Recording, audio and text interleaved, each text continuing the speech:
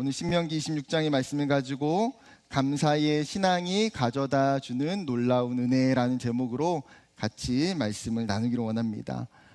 오늘은 추수감사 주일입니다. 신앙에 있어서 굉장히 중요한 요소 중에 하나가 감사인 것 같습니다. 여러분, 감사란 무엇일까요? 이스턴 워싱턴 대학의 심리학 교수인 필립 와킨스 박사가 이렇게 정의합니다. 감사란 나에게 좋은 일이 일어난 것과 이것이 외부 대상에게서 온 것임을 인정하는 것이다. 여러분, 우선적으로 나에게 좋은 일이 일어났다는 것을 깨닫는다는 거예요. 여러분, 사람들이 의외로 자신의 삶에 좋은 일이 일어난 것을 인정하지 못하고 보지 못할 때가 굉장히 많아요. 직장을 다닐 때도요, 내가 지금 다니고 있는 좋은 직장, 내가 교회라는 공동체 안에 있는 좋은 소그룹, 혹은 내가 좋은 사람과 교제하고 있는데 이것을 모르고 산다는 거죠. 나중에 나에게 주어진 것들이 변화되거나 사라지고 나면 어떻습니까? 그때서야 깨닫게 돼요. 회사를 옮겼는데 상사가 그 전에 회사의 상사보다도 훨씬 더 꼰대거나 어렵게 해요. 새로운 남자친구, 여자친구를 사귀었는데 그 전에 만났던 사람보다 더 신앙도 없고 더 성격도 안 좋아요. 그러면 어떻습니까? 그제서야 나에게 좋은 것들이 있었다는 것을 늦게 깨닫죠. 여러분, 나아가 이것이 또 감사는 무엇입니까? 외부에서 대상으로부터 온 것임을 인정하면서 내 마음으로, 때로는 내 말로, 내 행동으로 그것을 표현하는 거라는 거예요. 목회학 상담학자인 시워드 힐트너라는 분이 이렇게 이야기해요. 사람들이 지속적으로 감사의 마음을 유지한다는 것이 어렵다는 사실과 또 감사의 마음이 다른 마음과 혼합되어 있다는 사실들을 우리는 알아야 된다. 여러분, 무슨 말입니까? 즉, 우리의 마음이 감사를 의외로 오랫동안 간직하지 못한다는 거예요. 여러분, 감사를 지키기가 어렵다는 거죠. 누가복음 17장에 보게 되면 여러분, 나병 환자 10명이 예수님께 찾아와서 자신들을 고쳐달라고 이야기합니다. 예수님이 그들에게 뭐라고 말합니까? 너희가 지금 당장 제사장에게 가서 너희의 몸을 보이라고 이야기해요. 그 10명의 나병 환자들이 제사장에 가는 도중에 그들이 치료가 됩니다. 전부 다 자기가 깨끗하게 고침을 받았다는 것을 알게 돼요. 여러분, 그리고 나서 중요한 것은 그 다음의 이야기입니다. 자기가 나병이 나은 것을 깨닫고 예수님께 돌아와서 감사를 고백했던 사람은 몇 명입니까? 한 명이요, 한 명. 똑같이 자신의 그 중차대한 질병인 나병에서 고침을 받았어요. 그럼에도 불구하고 예수님께 와서 감사한 사람은 한 명밖에 없다는 거예요. 여러분, 뿐만 아니라 감사라고 하는 이 마음이 분명히 있지만 그 마음의 옆에는 조금 더 큰 마음이 있어요. 어떤 마음입니까? 바로 내 수고와 내 노력이라는 마음이에요. 누가복음 18장에 보게 되면 바리새인이 기도하면서 이렇게 이야기해요. 바리새인은 서서 따로 기도하여 이르되, 하나님이여, 나는 다른 사람들 곧 토색과 불의와 간음을 하는 자들과 같지 아니하고 이 세리와도 같지 아니함을 감사하나이다. 여러분, 이 바리새인이 성전에 와서 하나님께 감사합니다라고 고백하고 있어요. 그런데 그 마음의 중심에는 자기의 의를 드러내고자 하는 마음이 감사를 압도한다는 거예요. 즉, 나의 열심, 나의 노력, 나의 수고로 말미암아 내가 이렇게 다른 사람보다 더 잘 살고 있다고 생각하고 있기 때문에 제대로 된 감사를 할 수가 없는 거죠. 여러분, 이런 왜곡된 마음에 감사를 회복하는 것이 굉장히 중요한 일이에요. 왜 그렇습니까? 감사는 신앙의 핵심이고 본질이기 때문이에요. 여러분, 기독교 신앙은 처음부터 끝까지 사실은 은혜에서 시작하고 은혜로 끝마쳐요. 하나님께서 온 우주와 세상과 지구와 그리고 사람들을 이 땅에 말씀으로 창조해 주셨어요. 그리고 우리가 죄인이 되었을 때에 그 하나님께서 예수 그리스도를 이 땅에 보내주셔서 그분이 성육신하셨고 우리의 죄를 대신하여 십자가에 달려 죽으셨죠. 그리고 부활하시고 승천하셨어요. 여러분, 기독교 신앙에 있어서 우리가 구원을 받은 것은 우리의 공로와 노력이 아니에요. 누구 때문입니까? 하나님의 전적인 은혜로 말미암음이죠. 여러분, 그렇기 때문에 기독교는 하나님의 은혜에 대한 합당한 감사의 반응이 있는 것이 특징이에요. 사도 바울이 데살로니가 교회에게 이렇게 이야기합니다. 데살로니가 전서 5장 18절 같이 읽어볼까요? 시작.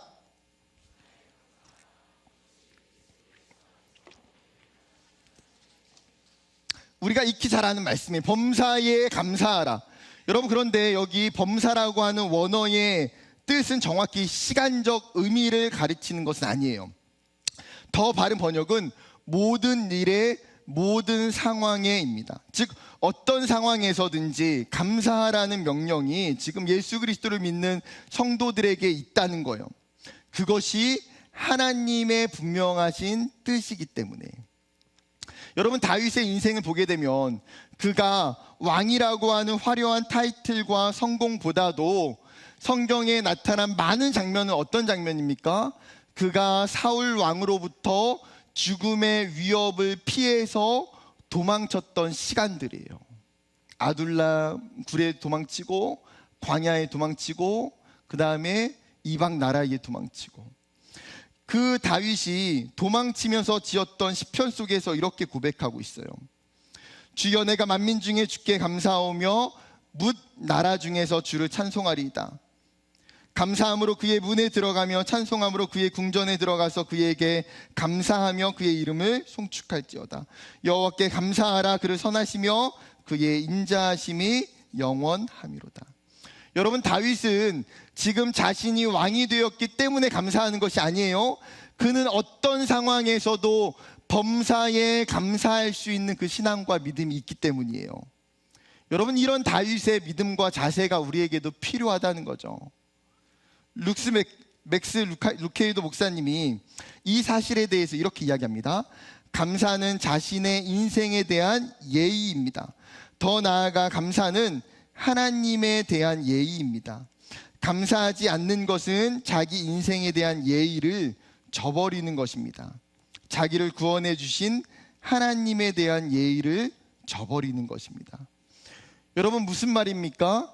감사는 우리의 삶의 가장 기본적 예의라는 거예요.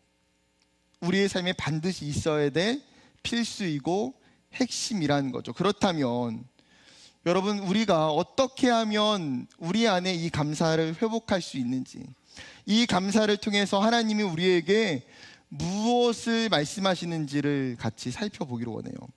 오늘 본문으로 들어가면 이 신명기의 말씀은 이스라엘 백성들이 40년 동안 광야 생활하고 난 이후에 하나님께서 가나안 땅에 들어가기 직전에 말씀하신 명령이에요. 하나님이 지금 이스라엘에게 너희가 가나안 땅에 들어갈 거야 라고 말씀하시죠. 그런데 그 땅은 어떤 땅입니까? 1절에 내게 기업으로 주어 차지하게 하실 땅, 2절에 내게 주신 땅. 여러분, 즉 이들이 들어가게 될 땅은 어떤 땅입니까? 자신들의 노력과 공로에 의해서 얻어진 것이 아니라는 거예요. 정확히는 그 반대예요. 하나님께서 그들에게 주시기로 약속하셨고 계획하시며 하나님이 그것을 성취하셔서 주신 거예요. 여러분, 이것은 하나님의 은혜와 신실하심에 기반하여 주어진 선물이죠. 그런데 그 약속의 땅에 너희가 들어가게 될 때에 지켜야 될 명령이 있다는 거예요. 무슨 명령입니까? 너희가 그 땅의 소산을 수확하게 될 때에 그것을 여호와께 드리라는 거예요. 여러분, 농경사회에서 가장 중요한 행사는 무엇일까요? 추수예요, 추수. 뿌렸던 씨앗이 다 자라서 열매로 맺혀져서 그것을 거두는 기쁨과 그 일이 가장 중요한 행사죠. 이때에 꼭 해야 되는 일이 있다고 오늘 2절과 10절에 처음과 앞부분, 마지막 부분의 이야기예요. 2절의 말씀, 내 하나님 여호와께서 내게 주신 땅에서 그 토지의 모든 소산의 만물을 거둔 후에 그것을 가져다가 광주리에 담고 내 하나님 여호와께서 그의 이름을 두시려고 택하신 곳으로 그것을 가지고 가서 10절, 여호와께서 이제 주께서 내게 주신 토지의 소산의 만물을 가져왔나이다 하고 너는 그것을 내 하나님 여호와 앞에 두고 내 하나님 여호와 앞에 경배할 것이며. 여러분, 반복적으로 이야기하고 있는 단어가 있죠. 토지의 모든 소산의 만물을 거둔 후에, 쉽게 말하면 처음 추수한 것, 이 첫 소산을 가져다가 여호와의 이름에 두시려고 택하셨던 중앙 성소에 가져와서 그것을 제사장에게 드려 너희가 제사하고 하나님을 경배하고 예배하라는 거예요. 그러면 이런 질문이 떠오르게 됩니다. 추수한 것을 굳이 성소에 가져다가 제사를 하게 되는 이유는 무엇일까? 그냥 내가 추수한 것에 대해서 하나님께 감사하면 되잖아요. 감사하는 마음이 분명하게 내 안에 있어요. 그럼에도 불구하고 하나님의 명령을 통해서 굳이 그 첫 소산을 가지고 와서 그 예루살렘에 있는 성소에 제사라는 이유는 무엇입니까? 여러분, 깊이 생각해 봐야 돼요. 여러분, 당시 가나안 땅은요, 다신론을 섬기고 있어요. 여러분, 그 중에서 그들이 섬겼던 가장 중요한 신이 누굽니까? 바알이죠. 이 바알이라고 하는 신은 풍요의 신이에요. 비를 주관하고 땅의 소산을 관장하는 신이었습니다. 즉, 사람의 생존과 가장 직결이 되는 중요한 신이었어요. 그렇기 때문에 가나안 사람들은 자신이 얻어지는 풍성한 소출을 바알이 줬다고 생각해요. 그래서 바알에게 제사를 드렸습니다. 그렇다 보니까 이스라엘의 사람들이 가나안 땅에 들어가서 이 바알 종교의 영향을 받게 될 것이 굉장히 높은 것이죠. 심지어 이 염려는 북이스라엘의 실제가 돼요. 북이스라엘이 바알 종교를 가져다가 섬기기 시작하죠. 여러분, 그렇기 때문에 하나님께서 지금 추수를 통해서 예배하는 것은 소출에 대한 단순한 감사의 행위가 아니라는 거예요. 더 근본적인 신앙의 행위입니다.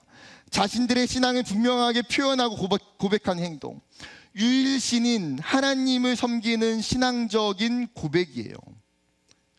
바알이 우리에게 풍요로운 소출을 준 것이 아니라 우리에게 얻어지는 이것은 하나님 여호와께서 우리에게 주신 것이다. 즉, 추수의 제사를 통해서 너희가 섬겨야 할 대상, 너희가 예배하고 너희가 감사해야 할 대상이 누구인지를 가르쳐 주시는 거예요. 여러분, 이것이 우리에게 주시는 첫 번째 메시지예요. 우리에게 있는 감사의 열매를 통해서 신앙의 대상을 깨닫게 된다는 거예요. 여러분, 이스라엘은 추수라고 하는 이 감사의 열매를 통해서 그들의 신앙이 대상이 되는 여호와를 붙잡을 수 있게 되는 거예요. 추수 때가 될 때마다 하나님께 감사하고 하나님을 경배하는 그 마음이 더 고양되는 거죠. 그렇다면 여러분, 우리의 이야기로 넘어와 봅시다. 우리는 어쩌면 이 시대가 가나안 땅과 같은 시대예요. 부유함과 풍요로움, 편리함과 스마트함이 완벽하게 갖춰져 있는 시대를 살고 있어요.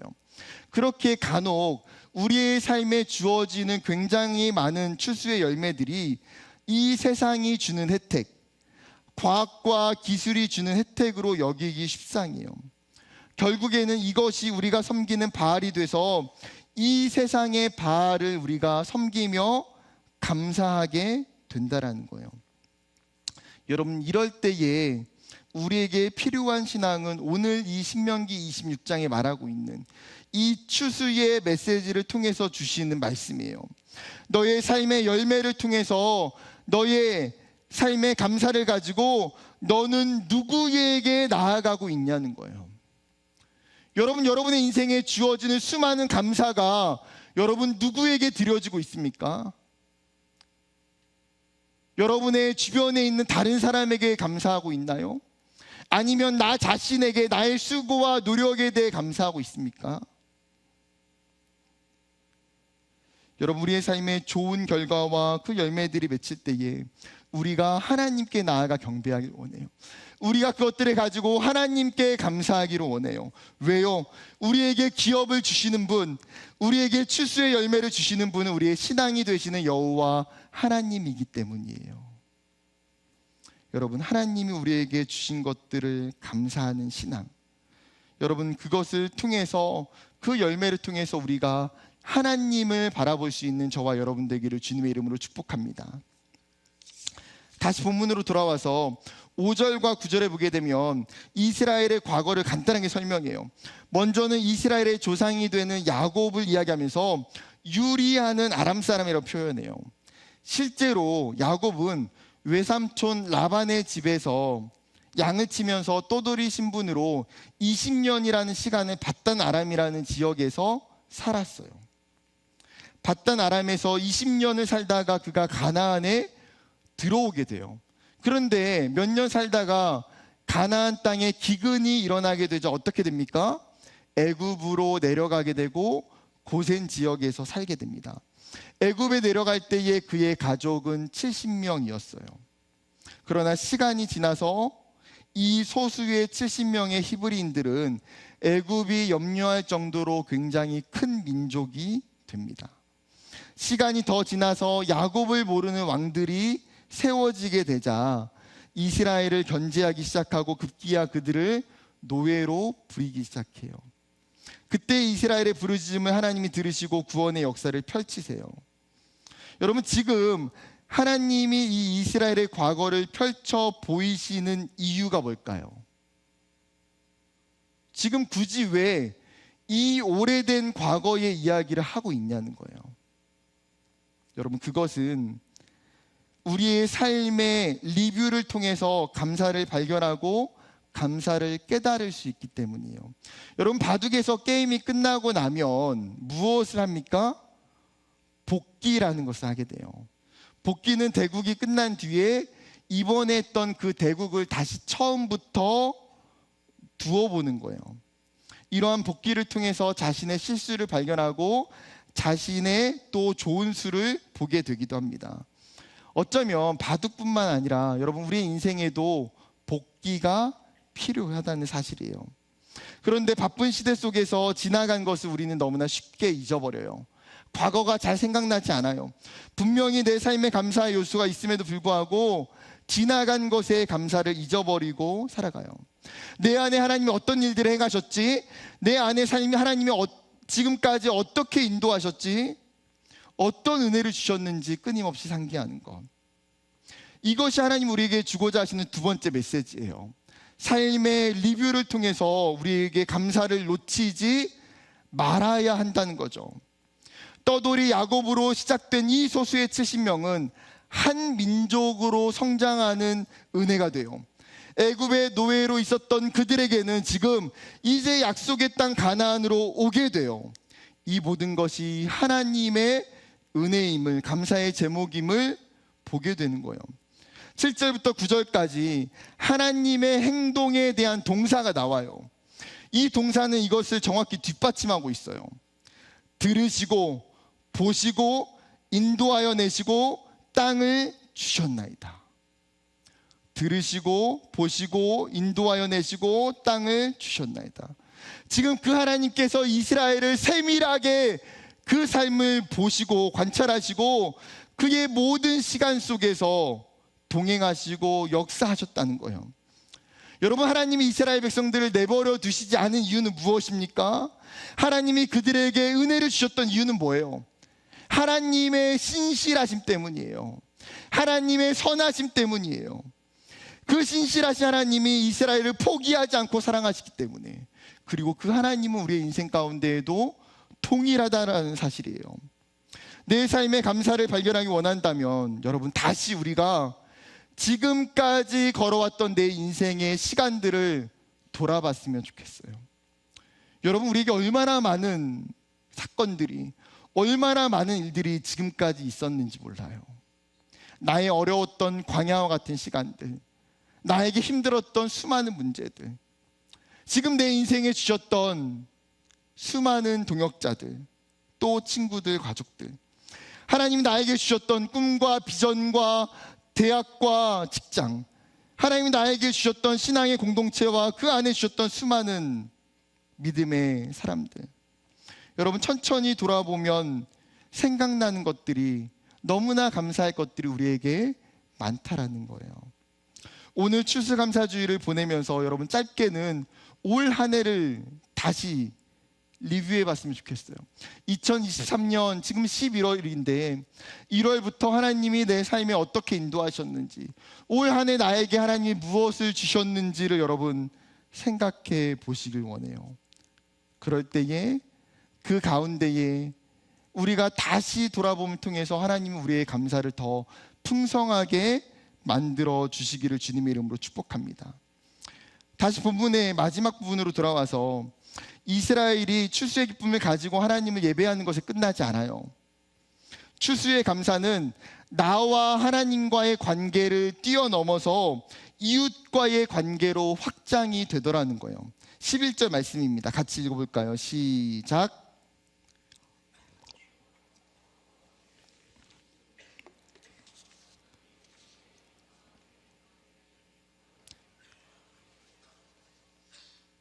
아멘. 하나님이 우리에게 주신 그 추수의 열매, 복이 있을 때 뭐요? 그것들을 흘려보내라는 거예요. 그것들을 감사의 나눔을 더하라고 이야기하죠. 구체적으로 이 나눔을 어떻게 하라고 말씀하십니까? 레위인과 너희 가운데 거류하는 객과 함께 즐거워하라. 레위인은 어떤 사람들입니까? 가나안 땅에 들어갈 때 하나님으로부터 기업을 받지 못한 사람들이에요. 이 레위인들은 이 12지파가 주는 그 제사의 재물들을 가지고 공급을 받아 살아가는 사람들입니다. 뿐만 아니라 거류하는 객, 나그네죠. 이 사람들은 어떤 사람들입니까? 가진 것이 없는 가난하고 사회적인 약자를 지칭해요. 나는 지금 추수한 것으로 인해서 너무나 즐겁고 기뻐요. 그런데 나와 무관한 레위인과 나그네들과 함께 즐거워하려면 어떻게 해야 돼요? 이들에게 나의 추수의 열매를, 나의 감사의 열매를 나누고 흘려보내는 거예요. 레위기 19장 9절과 10절에도 이렇게 이야기합니다. 너희가 너희의 땅에서 곡식을 거둘 때에 너는 밭 모퉁이까지 다 거두지 말고 내 떨어진 이삭도 줍지 말며 내 포도원의 열매를 다 따지 말며 내 포도원에 떨어진 열매도 줍지 말고 가난한 사람과 거류민을 위하여 버려두라. 나는 너희의 하나님 여호와이니라. 곡식을 거둘 때에 의도적으로 어떻게 하라는 거예요? 밭에 있는 한 모퉁이 끝자락은 거두지 말라는 거예요. 심지어 너희가 곡식을 벨 때에 떨어진 그 이삭조차도 줍지 말라. 또 포도원의 그 열매 가운데에도 너희가 반드시 일정한 부분을 그냥 남겨두라는 거예요. 왜요? 그것들을 통해서 가난한 사람들과 거류민들이 양식으로 삼을 수 있도록. 여러분, 본문이 주는 세 번째 메시지는 무엇입니까? 감사의 신앙은 사랑의 열매를 맺게 한다는 거예요.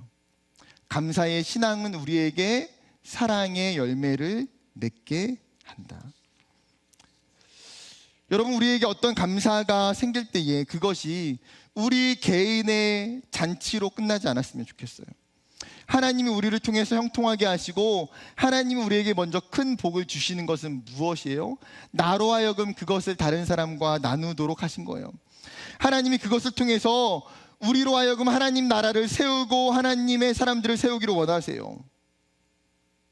하나님 나의 감사를 통해서 많은 사람들이 함께 즐거워하기를 원하신다는 거예요.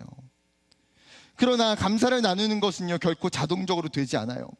많은 사람이 하나님이 주신 것에는 감사하지만 그 감사를 이웃에게 흘려보내는 확장은 하지 않아요. 여러분, 성경에 보게 되면 마치 어리석은 부자가 이야기하는 게 무엇입니까? 내가 올해에 소출이 너무나 풍성해요. 소출이 훨씬 더 많아요. 그 상황에서 그가 이야기하는 게 무엇입니까? 내가 올해는 작년보다 더 많으니까 나눠야지 이렇게 말합니까? 아니요. 내가 더 큰 곡간을 지어서 이것을 나의 양식으로 삼아서 내가 평안하고 안정하게 살자고 이야기해요. 여러분, 그렇기 때문에 감사를 나누는 것은 의도적으로 실천하고 실행할 때 가능한 일이에요.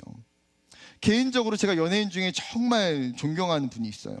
천과 정혜영 부부인데, 그 이유는 이 부부가 자신들에게 주어진 열매와 기쁨들을 가지고 나누며 살기 때문이에요. 처음 시작은 결혼해서 매일 1만 원씩 모아서 결혼 1주년이 되었을 때에 365만 원을 가지고 밥퍼 공동체에 기부해요. 밥을 준비하는 것을 함께 하고요, 같이 배식 봉사로 하게 돼요. 그리고 그렇게 처음 시작했던 것을 18년째 하고 있어요. 그가 수많은 마라톤과 아이스버킷 챌린지를 하는 이유는 무엇입니까? 어린이 병원의 건립과 루게릭 환자들을 돕기 위한 일이에요. 최근에 그가 하는 일이 있어요. 독립유공자 후손들이 거주할 수 있는 집을 짓는 일을 직접 하기 시작해요. 지금까지 정말 조금씩 나눴던 기부금이 54억이에요. 천에게 이러한 삶을 시작하게 된 계기가 있는데, 연예인으로 활동하면서 굉장히 화려하게 살고 있지만 그 마음속에 평안이 없고 엄청난 방황과 충돌이 있었어요. 그때 음반의 녹음을 하기 위해서 미국에 10개월간 머물러야 됐던 시간이 있는데, 그 10개월 매일 아침과 저녁마다 기도했다고요. 자신은 자신의 삶이 보잘것없는 환경에서 자랐고 아프고 외롭게 컸다고 생각했는데, 어느 날 새벽에 하나님 앞에 기도하는데 자신이 하나님의 사랑을 너무나 넘치게 받고 있음을 그 새벽에 하나님이 자신에게 깨닫게 해주셨다는 거예요. 그 깨달음을 갖고 나서, 그러면 이제부터 나도 남에게 사랑을 줘야겠다고 결심을 하게 되고 결혼을 시작으로 그것을 행동에 옮기기 시작해요. 어떤 기자가 그에게 이렇게 질문합니다. 기부의 아이콘, 기부 천사의 이미지가 부담스럽지는 않으세요? 그의 대답을 있는 그대로 인용합니다. 그런 이미지를 내가 만들려고 하고 지키려고 하면 부담스러울 것이다. 하지만 나눔이란 밥 먹고 숨 쉬는 것처럼 일상적이어야 한다. 누군가 그렇게 부르든 아니든 그저 나의 삶을 살아갈 뿐이다. 시간이 많이 흘러 세대가 바뀌고 천에 대한 기억이 사라진다 해도 나는 어디선가 나눔의 삶을 계속하고 있을 것이다. 여러분, 그의 나눔은 하나님의 사랑에 대한, 하나님이 주신 은혜에 대한 감사의 실천이고 반응이에요. 여러분, 우리의 삶도 마찬가지입니다. 열매가 없고 은혜가 없는 사람은 사실 없어요. 그렇다면 나에게 주신 이 열매가 자꾸만 나의 주변으로 흘러가야만 한다는 거예요. 나보다 더 약한 사람, 나보다 더 부족한 사람, 나보다 더 힘든 사람에게 나눠줘야 돼요. 그럴 때에 하나님이 나에게 주신 그 감사는 더 큰 기쁨과 축복과 감사로 변하게 된다는 거예요. 말씀을 마무리하면서 짧게 3가지 적용을 나누려고 해요. 여러분, 첫 번째는 일기가 있다면, 혹시 개인의 SNS나 인스타가 있다면 여러분, 하나님이 주신 은혜에 대한 감사의 고백을 올렸으면 좋겠어요. 우리에게 은혜를 주시는 분, 우리가 감사해야 될 그 영원한 대상은 하나님이에요. 두 번째, 주변에 있는 사람들에게 감사의 마음을 표현하세요. 카톡도 좋고요, 엽서나 편지를 통해서 3명, 5명, 7명도 좋아요. 짧게라도 너가 있어서 고마워, 나에게 좋은 친구가 되어줘서 정말 고마워, 외로운 나에게 밥 친구가 되어줘서 고마워, 믿음이 연약한 나를 위해서 기도해줘서 고마워, 엄마 매일마다 밥값 받지 않고 밥을 주셔서 감사합니다. 무엇이 됐든 여러분, 감사의 표현들을 하세요. 세 번째, 감사의 열매를 나눠보세요. 어려운 이웃들에게, 도움이 필요한 사람들에게, 고마운 사람들에게 작은 사랑들을, 감사의 선물들을 나누면 좋겠어요. 특별히 비싼 것, 좋은 것이 아닐지라도 마음을 나눌 수 있는 것, 캔커피 하나, 초콜릿, 핫팩, 과자, 그냥 나에게 주신 감사를 흘려보낼 수 있는 것, 여러분의 감사가 또 누군가에게 감사로 확장이 될 거예요. 사랑하는 청년 여러분, 우리의 인생을 부유하게 하는 것은 결코 물질이 아니에요. 우리의 내적인 부유함, 우리의 영적인 부유함은 감사가 많은 사람이에요. 탈무드에서 이렇게 이야기해요. 세상에서 가장 지혜로운 사람은 배우는 사람이고 세상에서 가장 행복한 사람은 감사하며 사는 사람이다. 여러분, 우리가 아직 청년의 때에 물질적으로 여러 가지 상황에 우리가 가지고 있는 것은 없지만 우리가 행복할 수 있는 이유, 우리가 그 누구보다도 부유할 수 있는 것은 하나님이 여러분에게 주신 감사 때문인 줄 믿습니다. 그리고 그 감사가 내 삶에 넘쳐나기를, 그리고 그 감사를 흘려보낼 수 있는 저와 여러분 되기를 주님의 이름으로 축복합니다.